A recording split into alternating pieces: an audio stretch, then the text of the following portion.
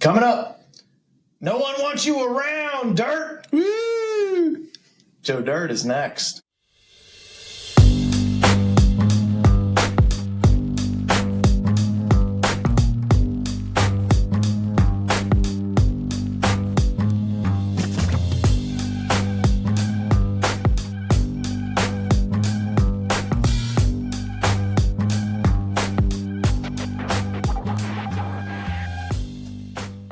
With me tonight in studio, Colin Hall and Colin Kennedy. Unfortunately, we could not get our other guest to join us at this time.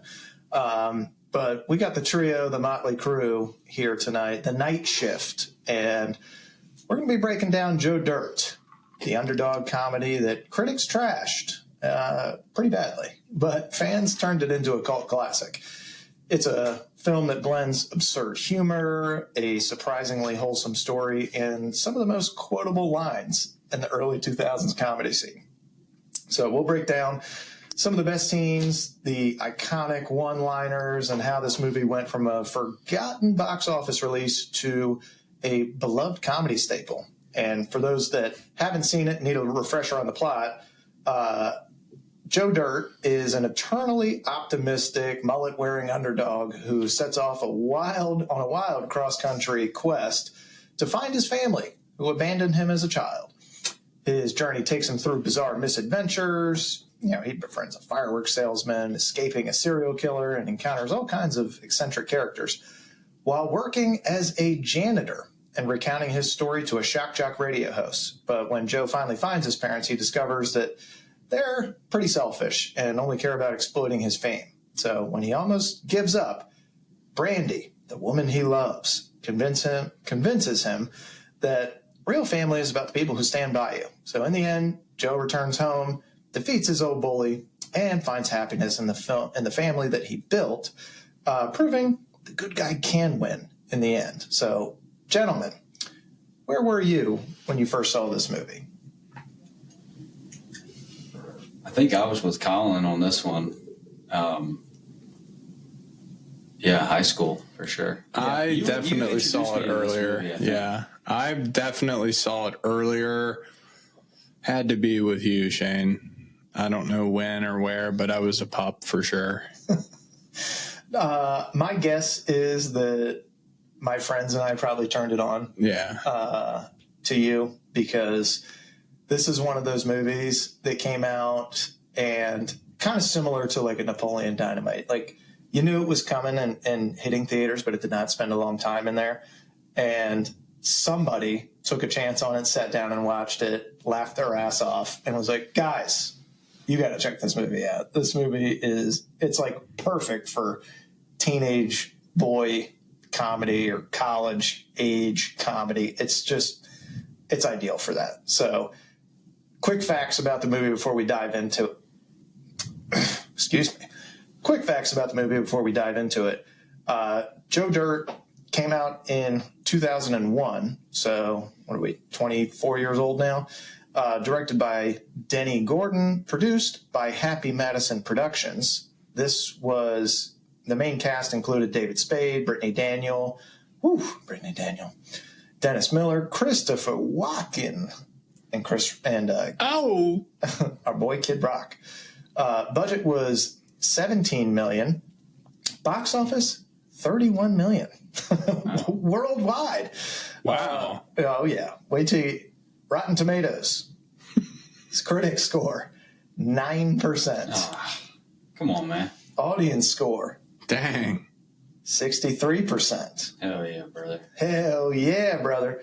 So let's go back into the time machine here, 2001. You guys are just pups, but this is same year that Zoolander came out, Shrek, Super Troopers, American Pie 2. So it's competing with a good number of comedies that year. But it gained a cult following with repeat airs on Comedy Central, endlessly quotable dialogue, and I just fucking love David Spade. Yes. David Spade is a lovable portrayal of an underdog in this story, but in general, I just like his snarky nature and his comedy. It just brings me back to the old days of SNL when I can actually watch it. Mm-hmm. And him and Farley had just an awesome dynamic. So I can't say enough about this movie and how much it made me smile and laugh. Did you know this was the first Happy Madison production that didn't star Adam Sandler? No. Did they consider him for it, or was it always Spade? Well, we'll get into casting what ifs, but he was going to be a part of this, and then Adam said, "You know what? This is Spade's thing. I think he could do this." Yeah.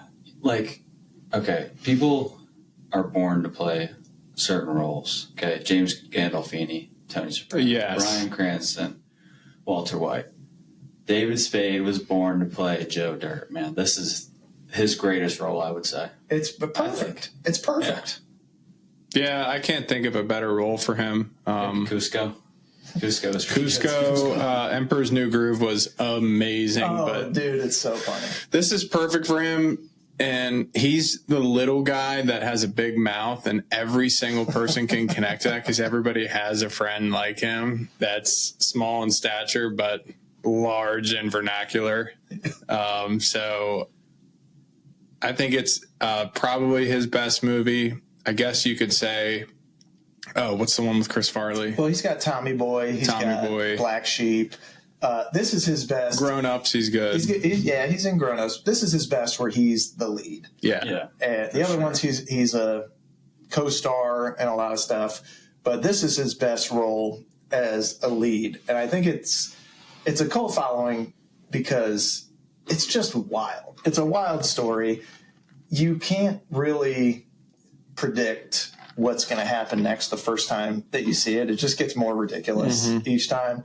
But he does a nice the film itself does a nice job of kind of centering the audience and bringing it back and giving him a lot of wholesome moments where it's like you're actually rooting for this loser the whole time. Well, everybody's so mean to him for no reason.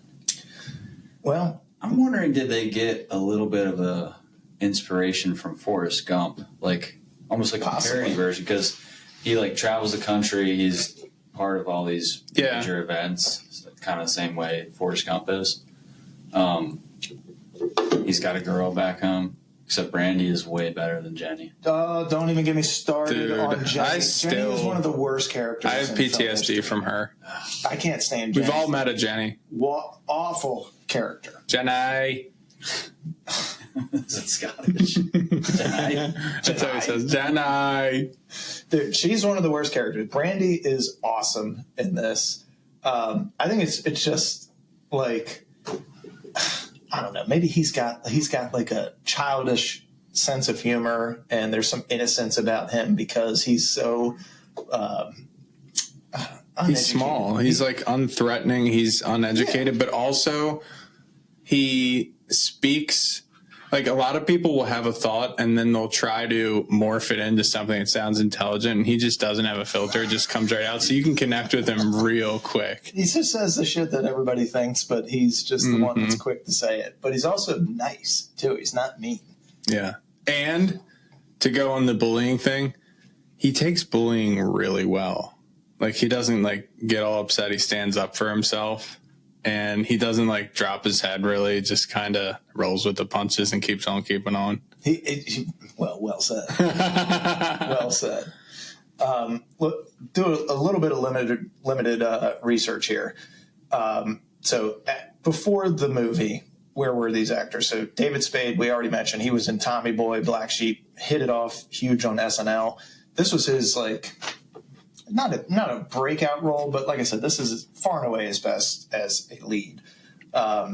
Brittany Daniel, who plays Brandy, was in Dawson's Creek, Sweet Valley High.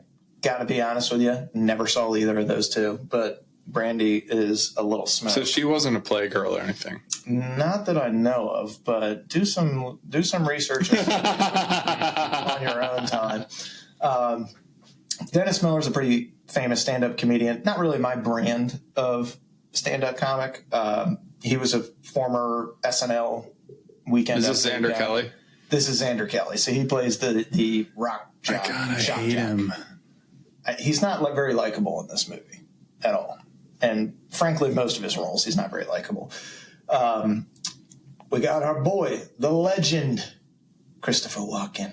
So he's already well known before this movie. So this is just kind of like a quick cameo for him. I'm sure he spent He's the probably king of cameos. How has he been the same age for so long? Dude, there's like 10 guys in Hollywood. Like Morgan Freeman hasn't aged in 50 years. Well, dude, Walken's in Severance now, and he is a little bit older, but not 24 years. No. But dude, Freeman in Driving Miss Daisy, when did that movie come out? I'm going to guess in the 1800s. I mean, this guy. He was 85 in that. Yeah, there's just some ageless wonders, and they've stayed old my entire life. Yeah.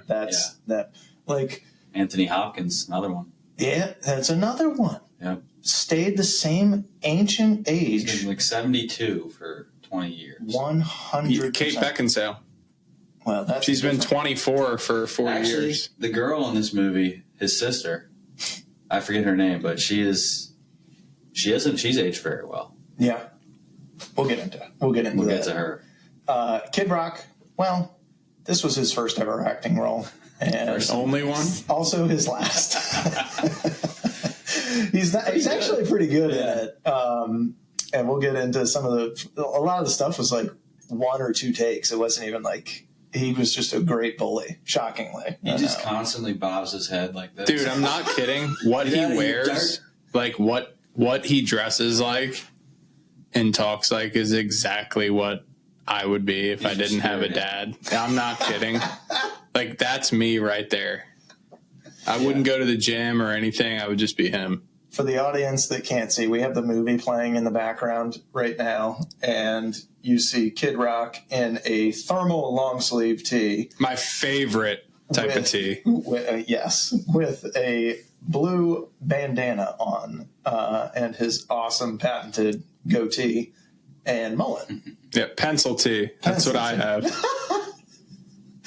So let's see, who else do we have in this? What did Walken do after this? Walken was, he's already legendary, but after this little stint in this movie, which I'm sure he was there for like 2 days, max on set. He goes on to do Catch Me If You Can. He does Wedding Crashers. Who was he in Catch Me If You Can? He's the dad. Oh, yeah. Frank Abagnale's dad. Frank. Leo. 2 mice. 2 mice and a bucket of cream. 2 mice fell in a bucket of cream. And Gert beef robe. David Spade, after this, just continues more of his, co-star type roles. So he's in the Grown Up franchise, Rules of Engagement. Kid Rock's music career continued. Did not get asked to do a lot more stuff in this, but not for lack of talent. He's actually seems like a pretty good actor based on this. Okay, yes, but as far as his playing himself, his musical career, his discography, if you will, it's kind of like I don't even know. But besides one of his songs, besides "Bow with the Bow, da Bow, da Bow," he's like, how is he so famous and so rich? Like, who is the demographic that fell in love with him? Because I just don't. The white trash. Also, a picture with Sheryl Crow. That was a huge. Okay. That was huge hit. Okay. That okay. Summer of. But to have a house that's like gold everywhere, how is he that rich? Again, what's that summer song? White Trash loves this guy because he came from nothing. Too. Ah, well, he's a Detroit guy too. Because him and Eminem used to have a little bit of beef. But I think Kid would probably kick his ass, even though I love Eminem. No one wants you around, Marshall. I think Eminem tried to battle him before Eminem was famous and Kid Rock was famous, and he just went up to him and like, let's fucking battle. And he was like, hey, you'll get your turn. But at that time, I think he was like kind of rapping a little bit too. I think a little bit. He's got American Badass. He's got Cowboy. He's got. He had a good album. Yeah, one good album or two, but he's parlayed that and done quite a bit off of that music, and still does touring and stuff with his crew. And now he's like a political connoisseur. Well, that's That's one way to put it. But let's get into some casting what ifs on this before we break down best scenes and stuff like that. So we mentioned Adam Sandler. So he was interested in playing Joe Dirt. This is more like he's played a character like this before in Waterboy. He could have done it. Yeah, he could have, but it's hard for me to see anybody but Spade in this role because, like these guys said earlier, Spade's kind of made for it. He is Dirt, just like Cranston is Walter White. 100%. I know, but this is the one type of role where Sandler could have went like, I can perfect this. I could see him with a wig. He just doesn't have like the as white trashy look as David Spade. So it wouldn't be, he'd have to change up the plot maybe a little bit, but no, I mean, Spade looks like typical what you would just like wipe your shoe with on the sidewalk. But Sandler could do it. I'm not going to say he couldn't do it. I have a hard time seeing Sandler with Southern twang. Yeah, true. Has he ever had it? No, not that I know of. What, like Louisiana? Yeah. Yeah. He's like an autistic guy. Yeah. He's really good at that. He can do autistic. Yeah. That's like how he talks in that. It's not even like he's got that silly voice. I don't think he's got accents in his repertoire. But Brandy found this on the internet. Thank you, World Wide Web. Reese Witherspoon was briefly considered for the role, but Brittany Daniel got the part. I could see that, but her forehead would just take up way too much Aren't space. You a big Reese Witherspoon guy? No. Shane? No. What made you say that? I just remember you telling me. I never said that. There's a movie where there's two guys, it's Tom Hardy and this other guy, FD. Oh. And they fight over. Yeah. Oh, yeah. I always found that fascinating. Like, why are you guys fighting over? You should be fighting over who gets to not be. Yeah, exactly. That's Chris crazy. Pine and Tom Hardy. That's who it was. That's fine. Yeah. Like fun, a 5 o'clocker. That's a fun. I think it's This Means War, right? Chris Pine is probably the only like attractive male movie star that pulls off a unibrow. Does he have one? Like I always look and I go, oh my god, how's he getting away with this unibrow? He's just letting it go. Honestly, he should be this generation's Tom Cruise, but Tom Cruise is still alive, and therefore that's another guy. Tom Cruise roles. It could have been Joe Dirt. Doesn't age. That he's aged a little, but it's not like that much. Yeah, it's wild. I thought you were saying he could be Joe Dirt. He could. Same way. He can do any role. Have you ever seen Tom Cruise with a Southern accent or any kind of white trash background? In the movie where he is the pilot for the cartel. Kinda. A little bit. Yeah, he was pretty good in that. And that was a great movie, by the way. It actually was a good movie. I don't know what that's called, but really good movie. And I forget the actress. But she's famous too. It's not Kidman, but somebody of that ilk. Xander Kelly, so the Dennis Miller role.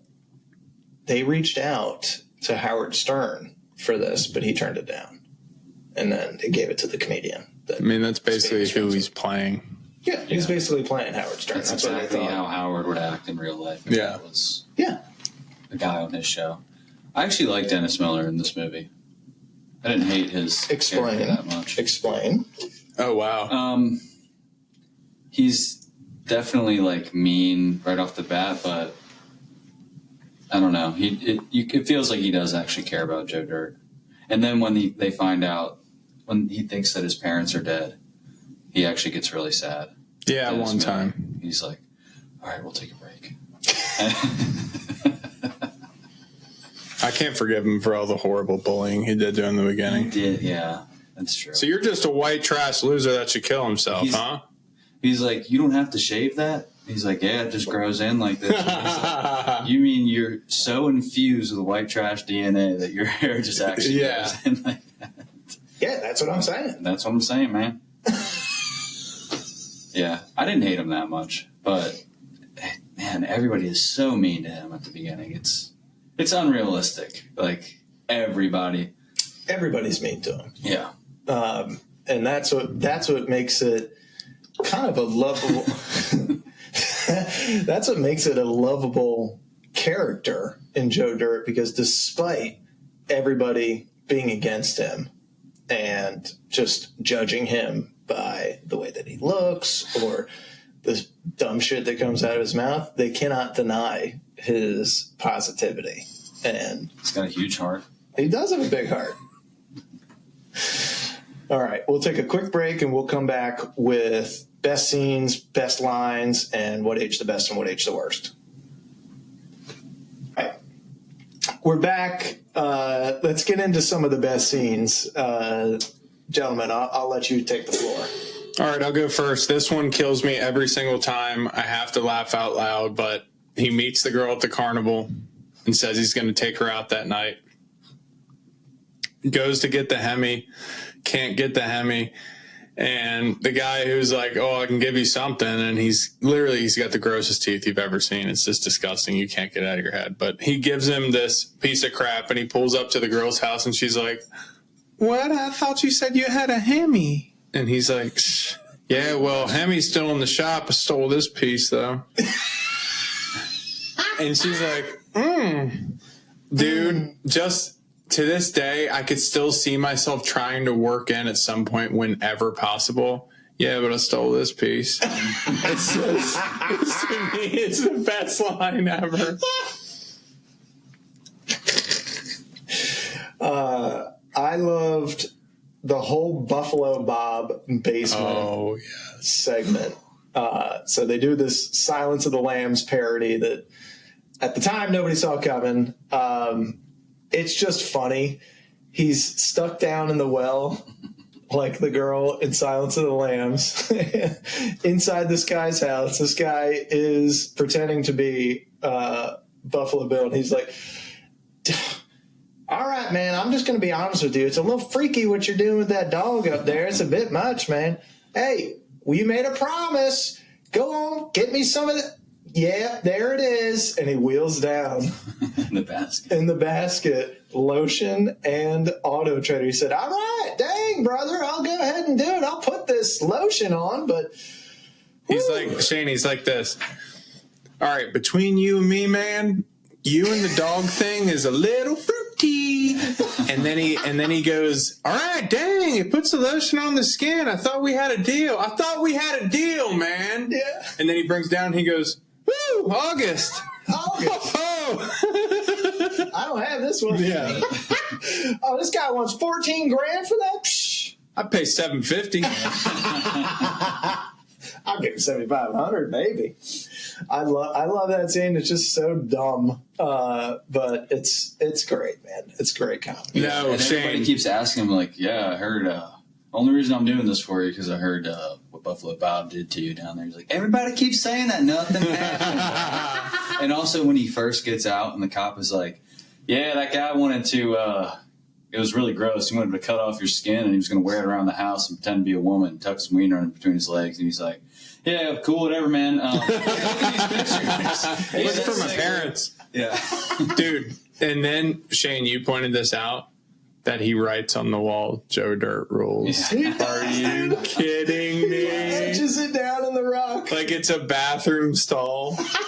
So I also love Clem's fake death. So Christopher Walken plays Clem, one of his janitor buddies, and something's a little off about him, like most Walken characters, and then you find out he's a guy on the run, but he fakes his own death. And as they're wheeling him out, and it looks like the paramedics are wheeling him out of his house, and he's got the sheet over him, like, oh, this guy's a goner. Joe starts talking to him about his wife. Long legs, blonde hair, blue eyes, perfect body, tan, Boobies. silky smooth skin. And you see him get an erection. Yeah. Pops Clem, are you alive, brother? Damn, Clem. Oh, my God. Oh, my God. That gets me. Gives him a little wink.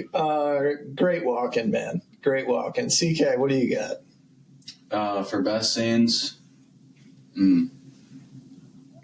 Go Joe Dirt. oh, dude, the one that kills me is when he's got the bomb. He's got the bomb strapped to his back, and he's like, one smack my hammer, this thing's gonna blow. All right, so I need you to check those records. Show me them boobies. And then the guy comes in, he's like, hey, this isn't the bomb. This is an old septic tank from an RV. And he knocks the thing off, and the poo just starts covering. He's like, oh no, how much is in there? Stop. I got the poo on me. Dude, that kills me every time. Oh my God. I love that. I love, I know I shouldn't, but I do love these bully scenes with Kid Rock. It's just so like 12-year-old bullying bullshit. And no one wants you around, Dirt. Woo! Oh, look at him. He's crying. Yeah. You want some hamburgers and some French fries? So dumb. And it just gets me every time. And the way Dirt runs away is hilarious, dude. It's like, all right, he kind of deserves to get bullied there. Look at this run. It's like his hips are stationary, but his legs are on little strings, and they just fling to the side. They Pinocchio him to his car. Yeah, they never explain that either. Like, what about his legs? Yeah, why he runs like that. He never learned how to run. He might have taken lessons from the daughter in Taken. Because oh my God. That's the worst run I've ever seen in movie history. So her legs were actually fake for the film. They got a paraplegic. No, they suspended her body from a string and hung her about 2 inches from the floor, so they would just as they moved her around. There's the worst no other run. Explanation. It's wild to watch, and his is like his rivals. His is like the JV version of that run. Hers is doing like it to be funny. She's trying her best. Trying her best to run. It's fucking awful. Supposed to be cute, and at that point you go, take her. I watch that scene and I'm like, this is too much, man. It's too fucking much. I can't. At that point, you gotta just cut your losses and be like, I'm a fucking CIA assassin, and I can't have any relationship with this kid. The mother must have been an awful athlete. Awful. There's no other explanation. Isn't it Demi Moore? No, it's she plays Jean Grey in the X-Men movies. I forget what her name is. It's she's a good actress, but like by the way, great movie. She's a handsome woman. Yeah. I agree. Strong features. Very strong features. Dude, some of the extras in this movie, if you guys watch close and didn't catch it the first you don't have to watch too close. Some of the extras in this movie are like from a carnival freak show. Oh, yeah. Like, I thought you were talking about the female companions on here. You can read Braille and see that there's some going on. Okay, yeah, that's true. But I'm saying, like, you got to watch again and look close. Just some of the side characters that don't even have lines, like in the school, some of the kids were not children. They were like, oh, really? I didn't know that. Some of them had like Annie Milonakis syndrome. Like, it's weird. It's not something you're going to catch the first time. Well, let's go back to the budget. They had a huge budget. 17 million CGI in some, like, when he's in the balloon. It's like a cheap green screen. You can see like the background cutting in and out, and the meteor is like just a little streak you could do on iMovie. Like, dude, I think they kept like 11 of that million. Oh yeah. Probably all went to Walken. Well, might have. Dennis Miller was probably my wife. I bet Dennis Miller was big. He was pretty big. Dude, Dirt's like, so you sound like you're from up north, like New York or something. He was like, no. Let me tell you about my wife. And he starts talking about her. He's like, my wife, beautiful, New York City. I mean, Kansas. Like right after. And Dirt's like, wait, hang on. Did you catch the Bobby Bacala cameo? Mm-mm. The guys that come to kill. Oh, yeah. It's the dude from Sopranos, Bobby Bacala. Oh, you're talking. No, when he's like, it's my wife. No, remember, he's like, it's my wife. That's my home. All right, I already know you're going to get it. Let's get into best lines because all right. I know you got it. Go ahead. Jerking my gherkin. Okay. That's a classic right off the bat. No, man, I'm not into all that stuff. I'm a rocker through and through. Here's my favorite bands. AC/DC, Van Halen, not Van Hagar. He just starts listing his favorite bands. Come on, Meteorite, I'll show you a town. A town is a place where everyone hates you. Kids won't hate you. Oh, man, poor guy. Van Halen, not Van Hagar. This queer? Dude. You want to talk into the mic? I got a backup mic. Yeah. And the guy really pushes him like, he just falls against the wall. And Shane, the fart thing. Apple core. Oh my God. All right. Hey man, he's at the oil derrick site where he's trying to make a little bit of money. None of the guys that work there like him, and he has no food because he has no money. And the guy's sitting there eating an apple. He goes, getting ready to throw out his apple core. He goes, "Hey, you done with that apple core, man?" Just that line alone, dude. And the guy goes, "Hang on."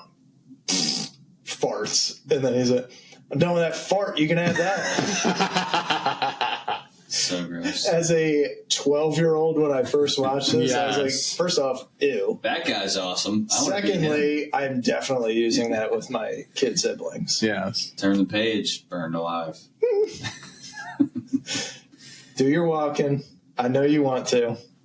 Do the walking. When he's walking through the school and it's a fire hydrant. No, it's a fire extinguisher, and it's on the wall, and he's talking to himself, and he's trying to pump himself up in case something happens, and he's looking at it, and he's going, "Oh, you're talking to my friend all wrong. You do it again, I'll hit you in the head with a soldering iron." I forget the rest of it, but it's hilarious because then someone's like, "Clam," and he's like, "Oh, yeah." Yeah. Oh, dude. And then the kid's like, if my calculations are correct, this will produce ice. Pours the thing in. Oh, yeah. Oh, killer mustard gas. How is it between ice, killer mustard gas, and you don't? If my calculations are correct. This Dude, I love ice. when he's like, "No, it was him. Go, Joe Dirt. Go, Joe Dirt." It was him. It was him. One of He's the a hero. greatest, pieces of dialogue in this movie is the you're going to stand there owning a fireworks stand and tell me you don't have any whistling bong holes, flipping Dixies, hoosker do's, hoosker don'ts. Okay? He goes on and on. He goes on for like Whistling a minute and a half. bungholes. Yeah. You tell me you don't got no Roman candles? Screaming Jeepers, Jimmy Peepers, Screaming Johnny Mimis. Two-Steps, Mimos. Mimos. Dude, look at him. Oh, my God. That walk, bro. When he's at the carnival right here and the mom's staring at him and the kid's like, "I want to ride again." And she's like, "No, you've had enough. We got to go." And he was like, "Hey, buddy, why don't I just talk to your super hot mom real quick and you just go ride again for another?" And he's like, "Okay." Is that your girlfriend, little buddy? Yeah. As he's How old do you ripping think Dude, his- she definitely was a playgirl. How old do you think she is in this? Her name's Jamie Preston. Jamie, is it Preston or Presley? Presley. She's been the same age for She's also one, an ageless wonder. Eva thought it was Margot Robbie, and I'm like, it's not No, Margot she Robbie. kinda Robbie. They does look look- alike, They look yeah. similar. They look People similar. brought that up. People Yeah. started to murmur about that. People are starting to murmur. I've got any other lines in Shame. here? Is this really where you want to be when Jesus comes back? Oh, and he's like this. It's them. Yeah, because she says it. Dude, working a carnival, that's like the most white trash you can get. Brother, they play it up with every stereotype possible in this. Hey, buddy, who's that chick over there? That your girlfriend? He's just got such a calm confidence Tell you about what. it and has no reason to have any confidence. He goes, "Tell you what, I'm going to give you a free spin. I'm going to talk to your lady friend over there." Oh, my God. All right. What age the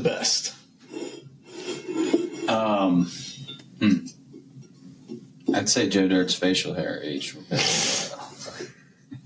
Well, you could walk into any hipster bar in the 50 states or Canada and find that freaking cut at some place. Somebody has... Also, Ricky from Trailer Park Boys, same cut. Really? Same facial hair. Trying to think what aged the best out of this. I mean, I would say probably the quotability of the stuff. Quotability for sure. Dude, that was hilarious too, where he's like, come on, man, this ain't this ain't UNICEF, man. Yeah, this ain't UNICEF. Yeah, you better keep walking. And he's got an air tank. It's just so many dumbass setups in here. That's how you know it's a Happy Madison movie. Yeah. There's just like one after another after another of like just dumbass setups that somehow pay off. It's like a lot of cheap laughs, but it's great, man. I don't know what aged best besides the quotes, because it'll be quoted till for keep on keeping on. I mean, that's just like... Did they make that up? In the American Bible. I don't know if they made that up. They definitely did the Laughs a Garden Dig It. They made that up? They at least popularized Maybe one day, Kick and Wing, you'll be kicking ass. And you'll be the boss. I'll change my name to Kicking Ass.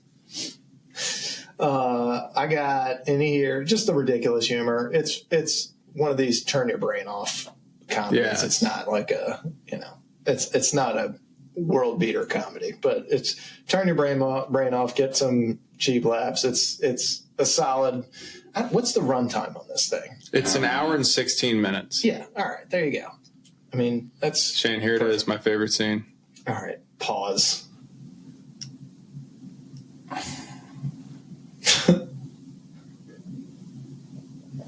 I thought you had a Hemi. I had to have a footprint gas pedal installed, so I stole this pile.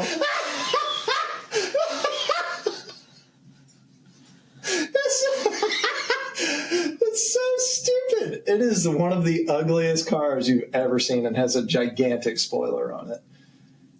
Oh my fucking god. She's like, I had a great time, even though you took me to the carnival. I was already... That's so dumb. Oh my god. Dude, what's he wearing? Led Zeppelin right now? Yes. Yeah.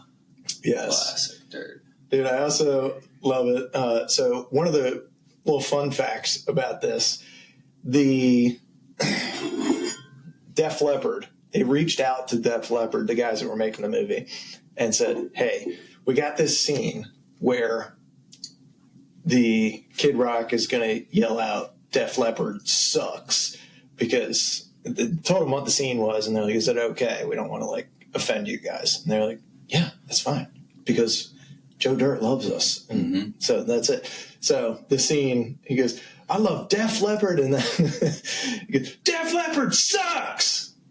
And they had to get permission for him to say that. Really? Def Leppard is... Was there any Def Leppard in this movie? I don't remember hearing it. I don't remember. Great soundtrack. The Isn't that soundtrack is them now? solid. Pour some Soundtrack's sugar really on good. me?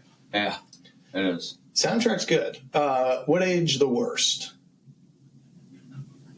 Probably some of the early 2000s gross out gag stuff. I don't think it aged that poorly, but I don't think you could do it as much today. There's a lot of queer jokes. Yeah. They just wouldn't put Is this them in queer? the movie today. Yeah.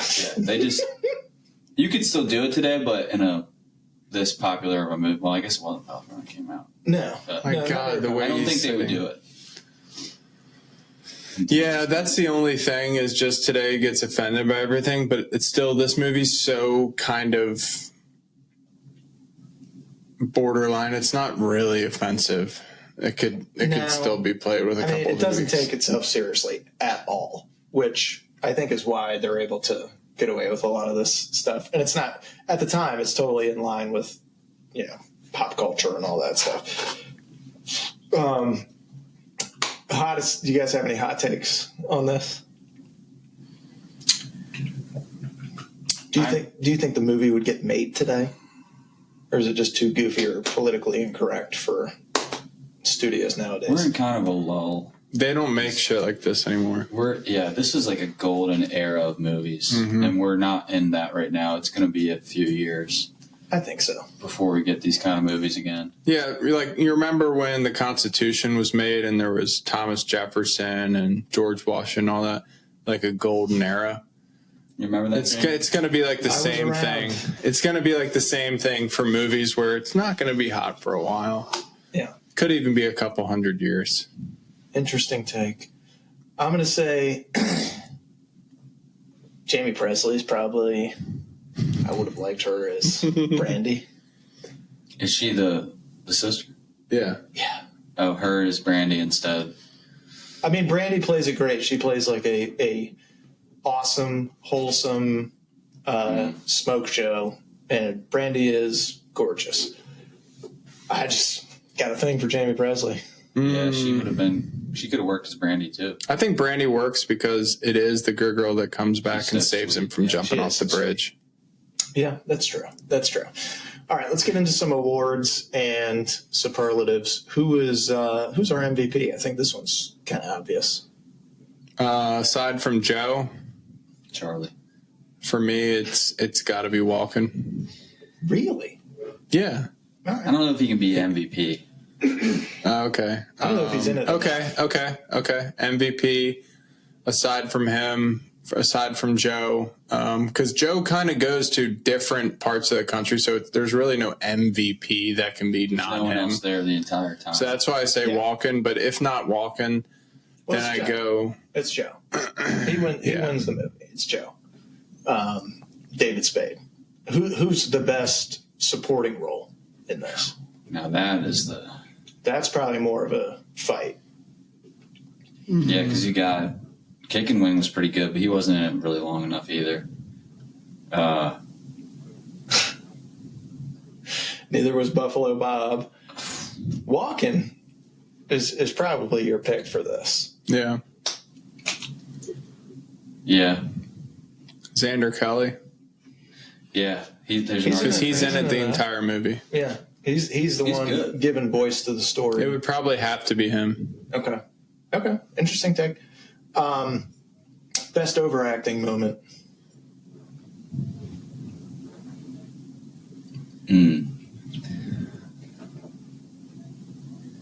Buffalo Bob. Yeah, he's like when he asked for the auto trader. Christ, here it is. Yeah, true. Look at him. But this movie is about overacting. I mean, that's the whole thing. It's a stupid movie. It's kind of a hard. Yeah, I got you. I mean, I've got Kid Rock being a big dirtbag on screen. Oh, he could be. He's. I think an overactor. He'd be nominated. I think the dad, Brandy's dad, was overacting. Yeah. I'm here, fucking mutt. Like no one like. Is there an F word? What is this rated? PG or PG-13? Oh, that's a good question. There's no F word. Actually, I think they made it PG-13 so that it could be more widely viewed than an R movie. So I think it is PG-13. Yeah, it doesn't need to be. Like, I would be fine with having Tommy in the room watching this. I wouldn't have him, like, sit down and watch it, but yeah, if he's playing with toys, I wouldn't mind if it's on. Yeah. There's nothing that bad. There's nothing that's that bad. Like any Sandler movie, to any Happy Madison, like, your family can watch it. Your family can watch it. It's safe enough. Funniest moment. I mean, I know yours. Yeah, I already said it. Colin, what's your thing that makes me laugh the most when you get covered in the poo? It's just classic toilet humor. I got the poo on me. I think it's the one I said or the Buffalo Bill and the hole. Yeah, I like the whole. You like the stole this pile. Yeah, I had to get a footprint gas pedal installed, so stole this pile instead. Most unrealistic scene. God, you could do almost the entire movie, but that's kind of the point. Floating away in the probably meeting his parents in the air. Oh yeah, floating away in the air balloon. Floating away in the air. Yeah, it's not even a real balloon. It's like an advertisement. It's an advertisement for like a dentist or something like that, right? Yeah. And it's shaped like a tooth. And what killed me is he just got the car of his dreams for free. Mm-hmm. And now he can't just give me drive whatever's in your pocket. You can have it. I killed my husband. Yeah, what the fuck? Best needle drop. Well, they played Funk 49 twice in this movie. You guys know that song? No. You know it if you heard it. It's the song they play at the very end. I mean, it's a good soundtrack. If you heard it, I'd probably say that one. Funk 49. Okay. It's what's his name? Joe Walsh and his band. Copy. You got anything? Probably go with Van Halen, not Van Hagar. But they don't play any Van Halen. No, I don't think they do. I got Sweet Home Alabama in there. It's just like a perfect soundtrack for some redneck odyssey. Yeah.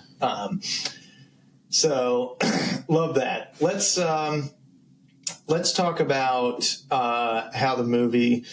I mean, I don't think that this changed industry in any ways, but I want to chat for a little bit on real life impact. I think it cemented David Spade as a comedic lead potential. Yeah. Outside of Sandler's shadow or Chris Farley's shadow.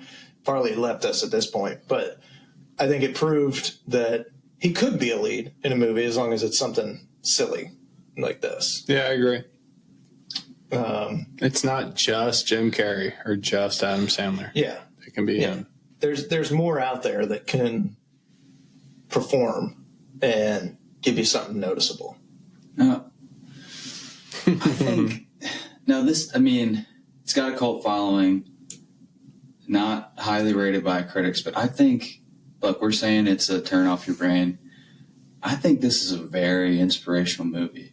Like I feel like I get really influenced by movies easily, I want to become the person in the movie. But this inspired me. Watching this to not give a damn. It made me like just the attitude of no matter how bad your life sucks, because his life sucks. But he's just like, I don't care, man. Got to keep living. Don't have no in your heart, man. It's a beautiful story. He finds a way, and that's, I mean, isn't that why we like movies? So you can kind of envision yourself through the vessel of the characters and their story and try to implement that stuff in your life. This movie's great at that. Like, no matter what life throws at you, literally and figuratively, you can beat it if you have the right mindset. And this guy has actually nothing going for him. He's got Brandy, though. He's got Brandy. But he doesn't even realize that. But he has no idea.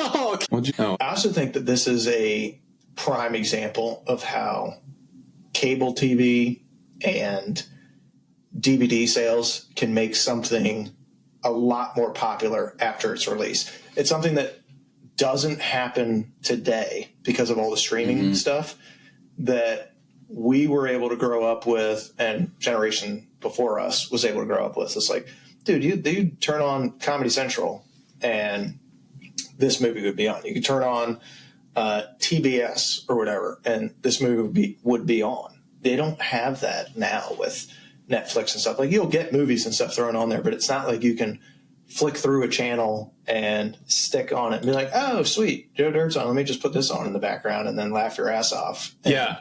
Like you used to call your friend and say, dude, channel 40 right now. Yes. Turn it. I'm not kidding. Turn it on right now. Turn it on right now. Now it's like, it's kind of sucks that that's gone. It's like picking up the phone and remembering somebody's number. Ooh, I got their number. And like, I mean, I don't know the inner workings of Hollywood, but I've heard some actors talk about this. Like, a lot of their pay and stuff, everything's just structured differently now, because they used to get like essentially commissions kind of off of what do they call royalties. So we get royalties off of rewatches, DVD sales. Like, it's built into their contract. Like, all right, if we sell X number of DVDs, you get, a certain percentage of that or a certain amount per DVD or whatever. And with DVDs going out and cable TV not really around as much anymore, it's just, there's not really like a chance for a lot of these movies to get second lives.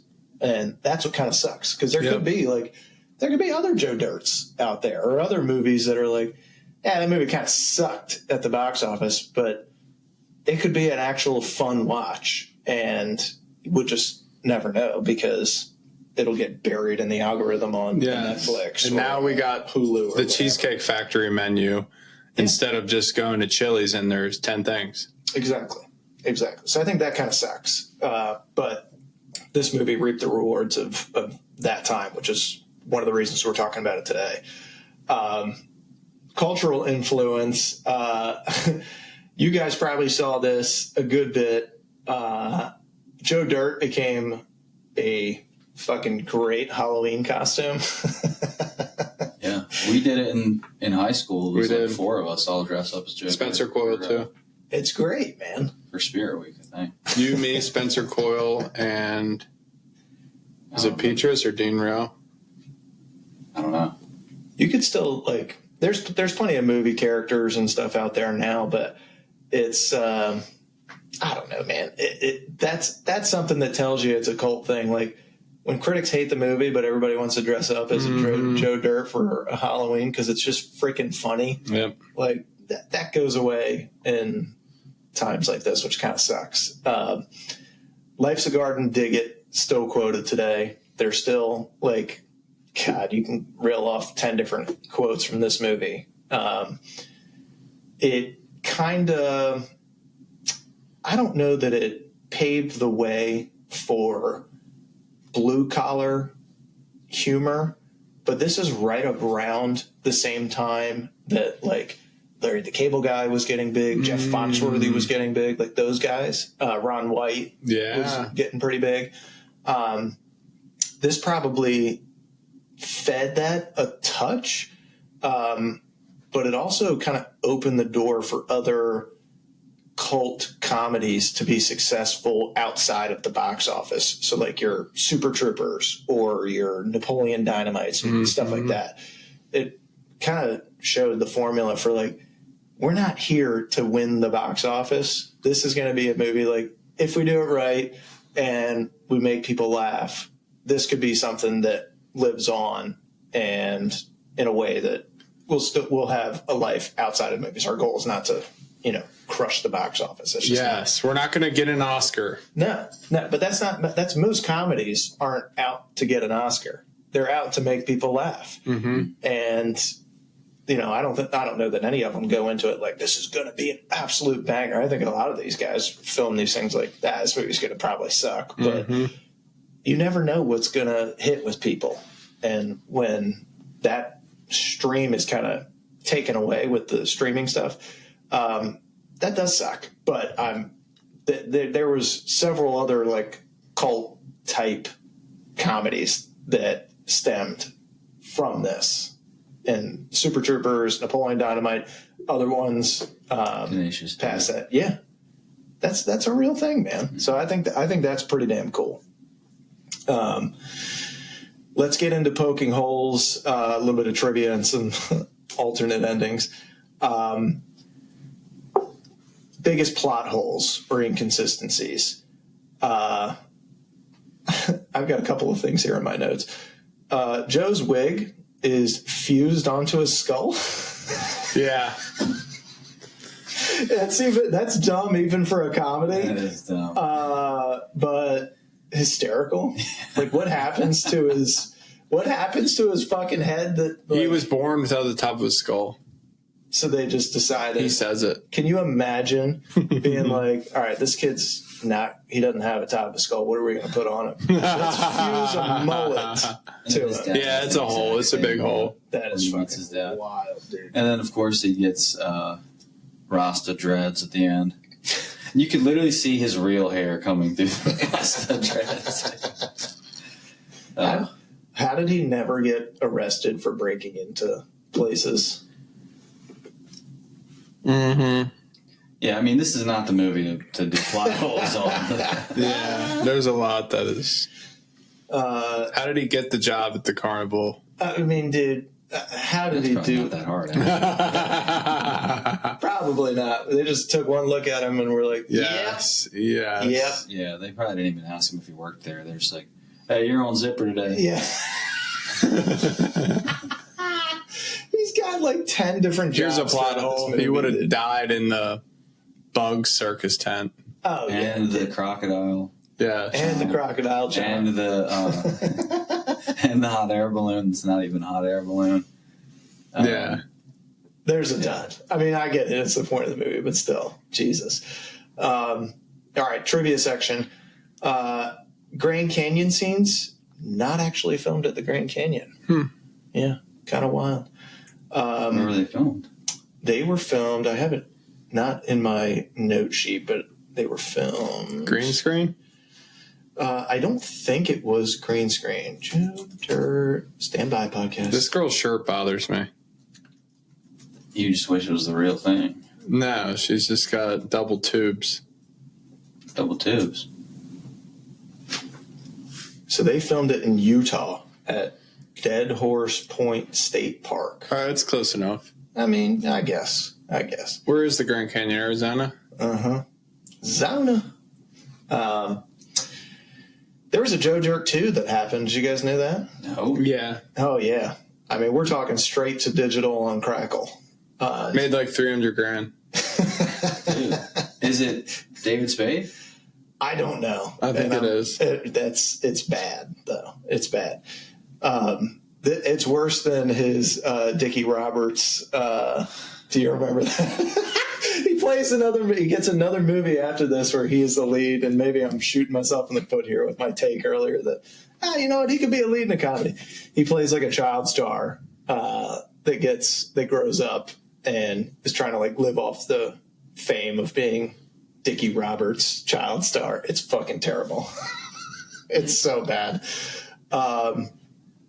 Walken improvised several lines, including his little dance moves. I mean, does that surprise you? No. No. No, not at all. We talk about him every podcast. Dude, now, I have a question for you. More. Could Al Pacino have been in this movie?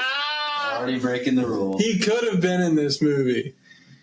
He could have been... Who would he have been? Maybe the FBI. I actually love that this is our rolling bit. Maybe he's the Kid Rock guy. He's trying to steal. Get out! You just used Walken and Pacino. You did an angry Walken. Dude, this one's really funny. Maybe he could have been the Dennis Miller part, where he's just he's got a voice for radio. What? You mean to tell me I don't know, dude. you lost your I parents? don't see him really fitting into this movie. He could be walking, that's it. It's possible. Yeah, listen, no, I'm not going to turn. The guy can do it. Because he all. can play gangster. He can play gangster. God That damn. brandy. She had an ass. Tell me about Brandy. She sounds like a sweet one. She had an ass wider than a front gate. Dude, this is the other thing. Like, all these people are like, and we know Brandy is way too hot for you, Joe. Like, none of them have seen her. None of them have seen her. They Just the way he Plot hole. describes it is like, no. Buffalo Bob scene was almost cut for being too creepy, which I didn't find it creepy. I found it freaking funny because obviously Everybody has somebody in their basement at some time. I bet they do, CTR. So if you were to do an alternate ending, what do you do? Don't You like the way it No, ends? Brandy gets back with him. It's perfect. Maybe he goes back to the carnival and gets back with Jamie. Brings the Hemi back. Maybe he finds his family and they're actually really cool, but they all have mullets. Like the mom, the dad both have the same mullet, and then they're like, "This is your brother and your sister," and then they have the mullet, and the dog comes out like the dog has the mullet. Has a mullet. Everybody has the mullet. Maybe the family's actually cool. Alternate ending. That's a nice way to put it. All right, who won the movie? Didn't we already say that? Yeah, we kind of did. It's Spade. It's his baby. It's his most recognizable role. I Walken made it very funny, just because it's always funny when you see big actors come and do cameos, dumb shit like this. Maybe the fans, because they turned it into this cult classic. Yeah. You know, critics fucking hated it, rightfully so. I get it. It's not a critically acclaimed movie. It's not its point, though. So I think who likes critics is anyways? Just being a dick. It's your job to be a dick about everything. You know, it's a shame, but it's your job to be honest. Yeah, and that's fine. I think it was dishonest to call this movie a 9%. It's better than 9%. Put a zero at the end of it and we'll be okay. Let's get to our personal ratings here. CK, I'm starting with you. What's your personal rating out of 10? I mean, okay, what I want to say, I'll get like probably. You're going to say 9.5, but no, I want to say 9. I feel like I should say 8.5, but fuck it, I'm going to say 9, dude. This movie's fucking awesome. Colin? For comedies? Yeah. For comedies. It's not better than Departed or something. Yeah. For comedies, it's a 9 for me. Yeah, for comedies, 9 flat. my number one is Superbad ever. So in comparison to Superbad, I'm going to put it at 9.2. 9.2, Jesus Christ. Because Superbad's a 10 for me. I'm feeling something in the low 8s for Shane, I'm going to guess. I'm actually going to say 7.8. Oh, it was close. I'm not a massive Happy Madison fan. Most of my friends freaking adore these movies. Are you a Nazi? No, I am not. But it's not necessarily my cup of tea, but they do make me laugh. And that's the point of it. So, 7, 8, 9. That's a good rating. 9, 2. I mean, that puts us in like the mid to high 8s. So I think that's a fair rating for a comedy. And oh my God. Sorry, audience. We just watched Joe Dirt run away on screen from Kid Rock. All right. So this was a ridiculous, quotable comedy that somehow became one of the most beloved cult films of the early 2000s. That's it for our episode on Joe Dirt. Keep on keeping on, brothers and sisters. And remember, don't try to church it up. Don't have no in your heart. Don't have no in your heart, baby. Next time on the Night Shift, we are tackling Taken. So get ready. We are going to dive into the world of Liam Neeson and that ambling badass. Hey, brother. Hey, remember, like and subscribe. This ain't UNICEF. That's right. This ain't UNICEF. Follow, subscribe, drop a review. Night Shift out.